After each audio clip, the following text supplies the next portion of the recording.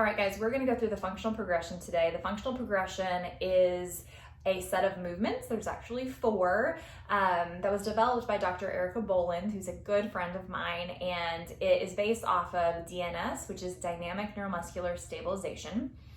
It is designed to help take us back to the developmental positions that we all should have progressed through from the time we were infants through about that first year of life. And when we come back to these positions, it helps to really engage our core properly, and it kind of takes us back to the way we were designed to move, essentially. So it's super useful for what we are doing with our work, specifically with Mercier therapy, but also just helping us to connect to movement. And you'll hear me say this often, especially during your treatments, movement is life. It's so critical.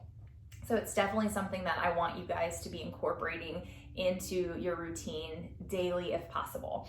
Okay, so functional progression 1, we're gonna start out on our back.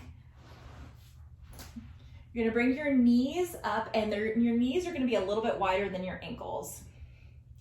So from here, we're gonna check in with the position of our spine. So you're gonna tuck your chin slightly and make sure there's a little separation between your low back and the floor. And keep that spine nice and neutral. Then you're gonna bring your arms up like you're hugging a big yoga ball against your chest.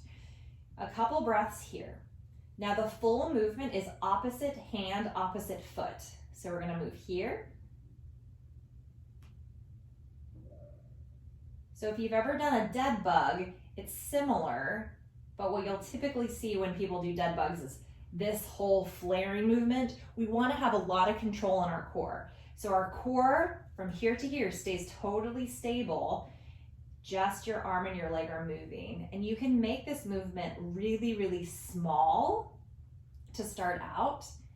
We want you to feel this in your core, but we don't want you to pull out of position. So if you feel your low back pull out of position, you've gone too far. So you can start with your feet supported up on a couch or your coffee table. You can just do your arms